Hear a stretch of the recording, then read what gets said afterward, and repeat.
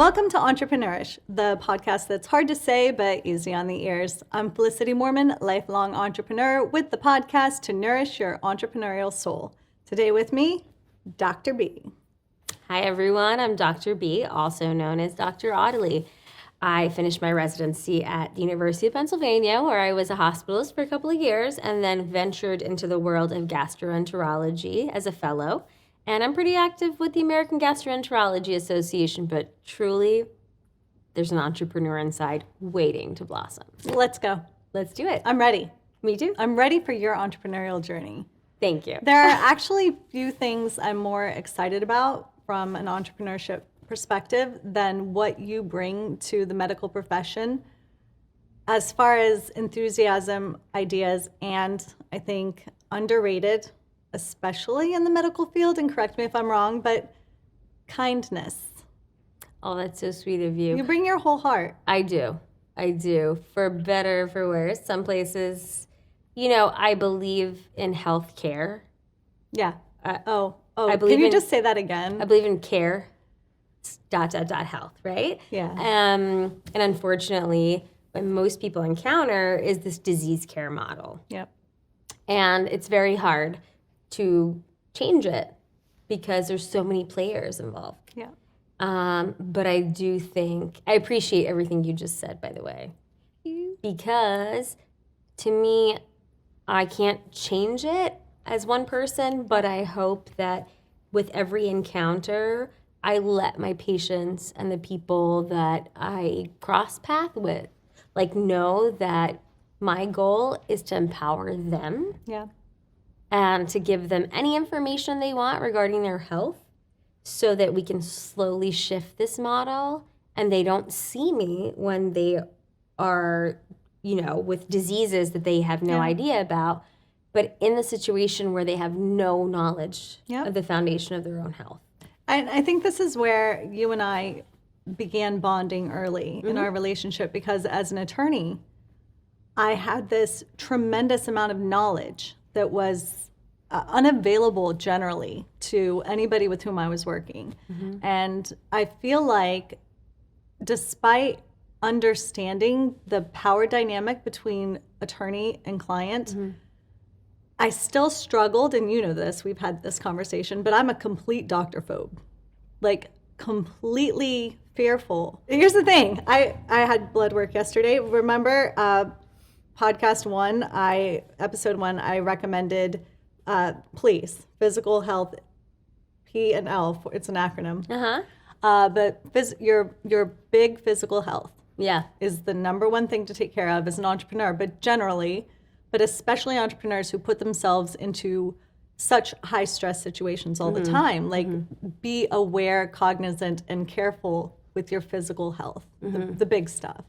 Eat, sleep, etc. But for me, I failed the last 5 years. And it took 2 years to catch up with all of the appointments. So I did blood work yesterday. I'm taking my own medicine, drinking my own champagne, as they say. And of all the things I did in the last 2 years that were hard for me to do because of my fear of a lack of knowledge, blood work took me the longest, 2 years. Oh, very interesting. May I ask, first of all, congrats to you. Thank you. I think that anyone that makes a huge move towards their health should get some sort of carrot. Literally. But honestly, just eat some carrots.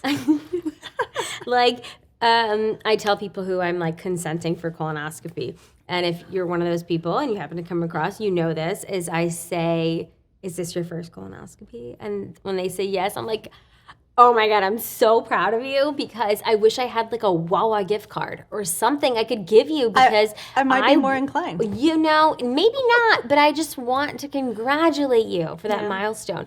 And I think that we stop congratulating people in general, at a certain age. You just expect them to do things. Can I get a participation award for my colonoscopy? I will, if you get it. I tell patients, I'm here for you.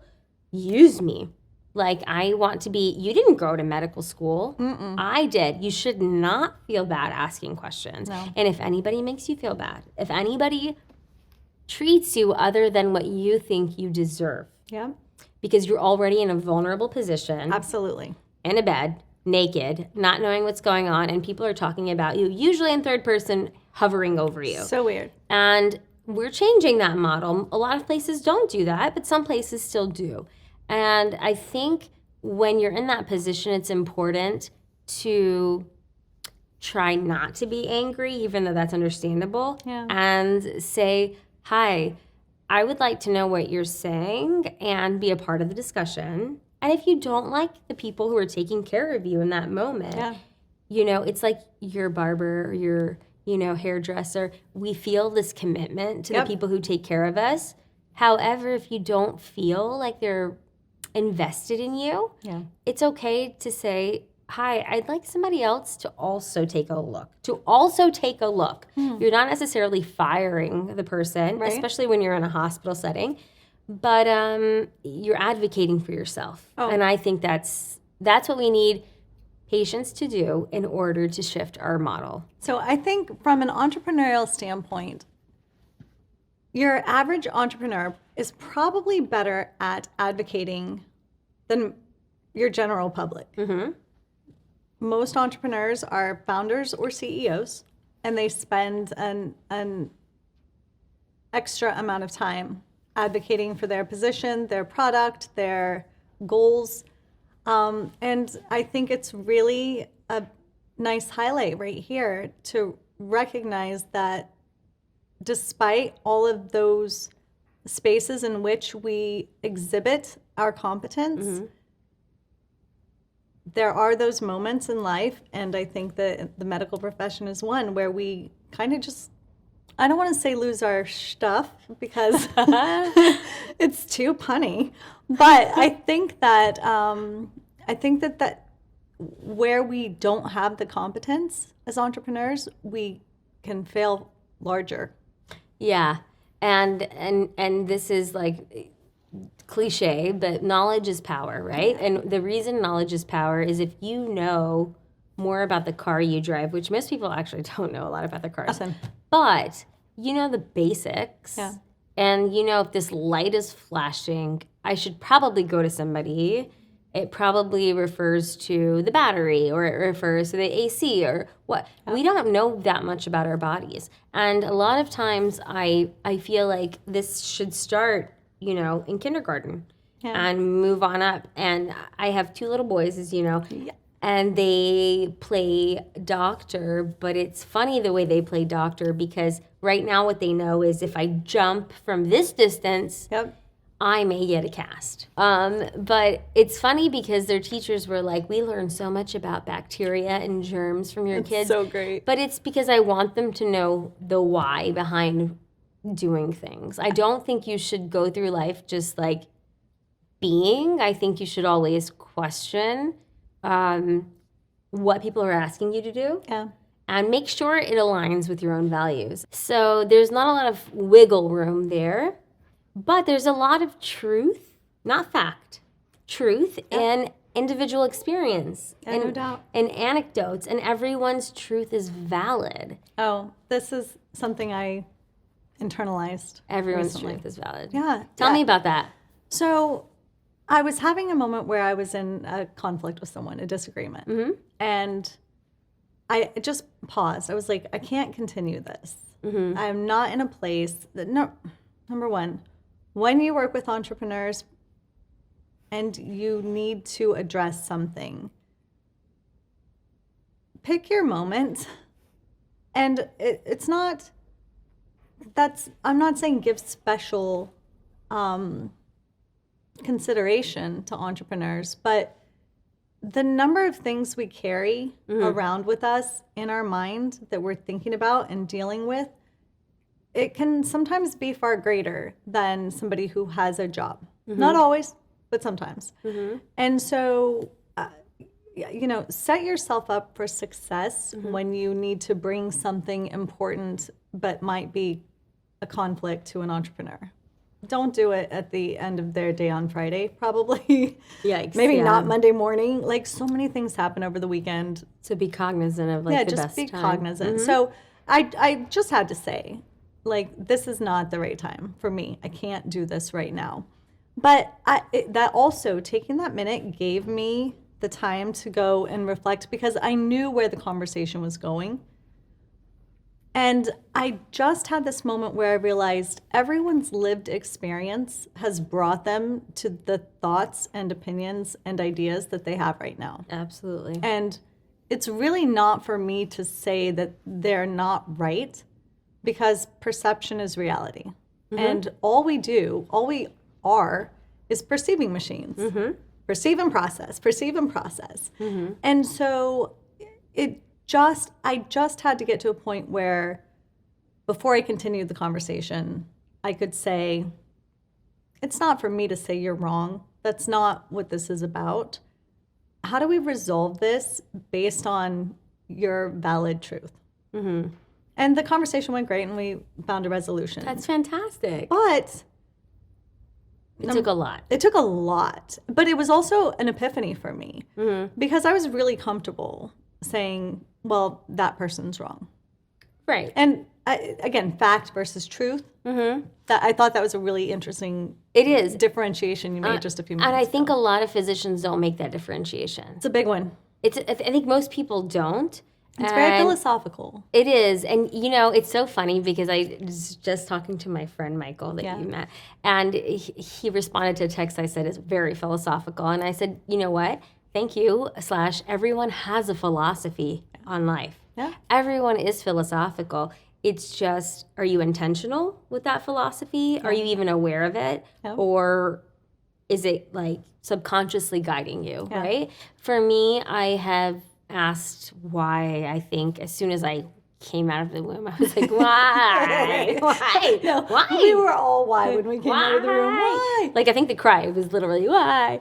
But it's very important. And I think it leads you towards your North Star. Because when you keep asking why, the quality of the questions that follow improves. Yeah, agree. You know what I mean? Like, I you the more questions you ask, the better, the more information you get, but the better you are at asking better questions. So, speaking of better questions, let me ask you a question. Please. Do you think it is better to ask why during times of personal tumult or to make time to ask why during times of relative calm? Or do you think it doesn't matter, or both? Can you be a little bit more specific? Yeah. So say I'm going through a major conflict and then I really need to understand my why to understand how to move forward out of that conflict. That is going to possibly give me a different why than if I'm in a calm time and making time for reflection on my why.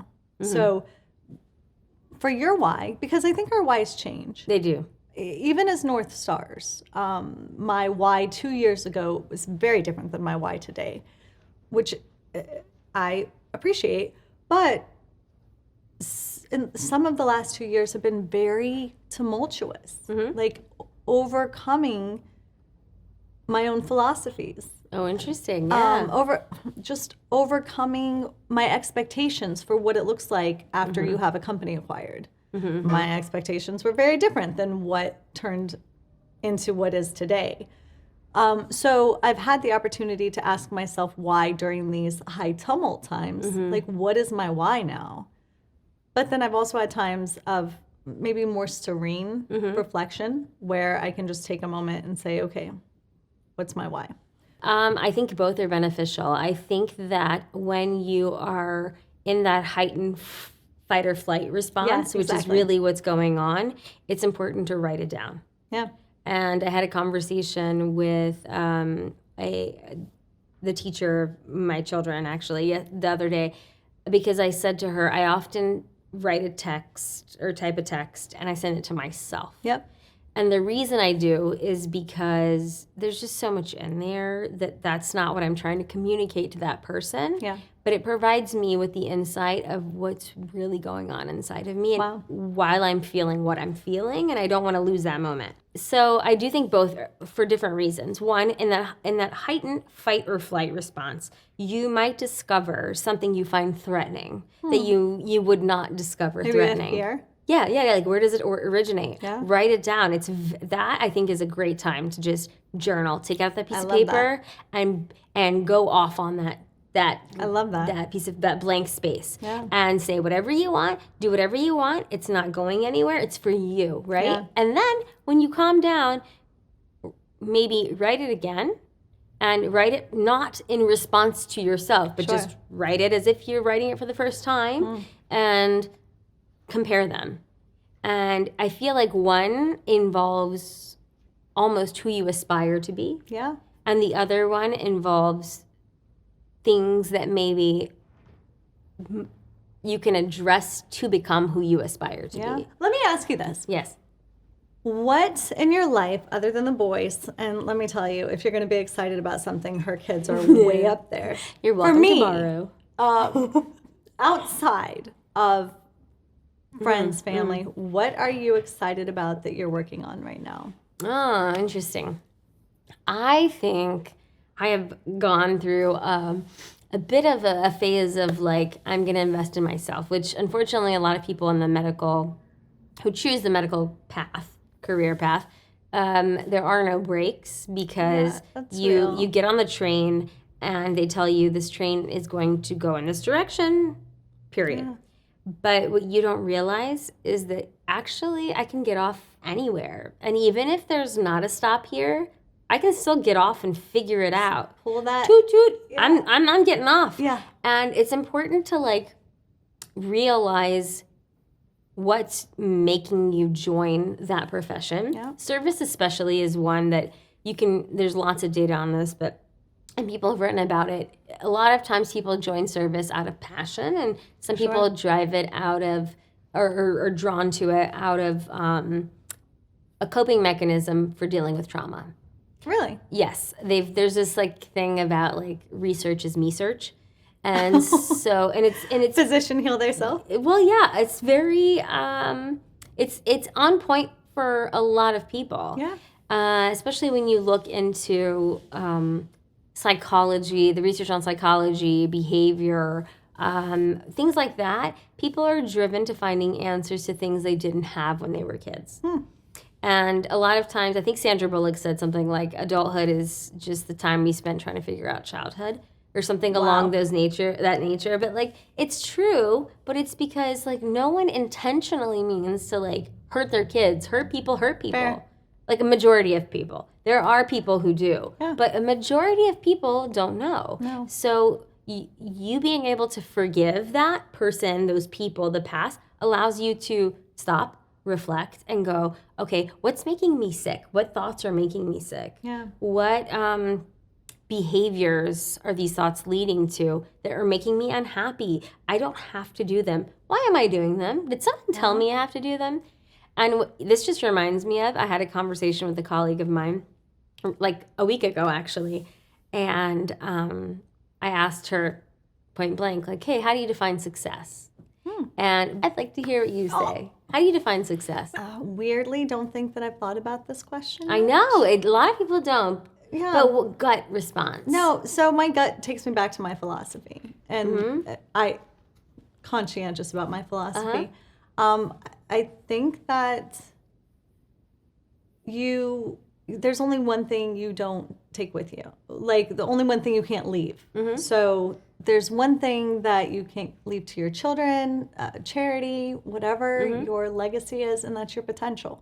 The thing that makes you uniquely, weirdly you, and also delivers value into the world. And I think for me, success consistently has been exhausting that potential on a daily basis without exhausting my soul.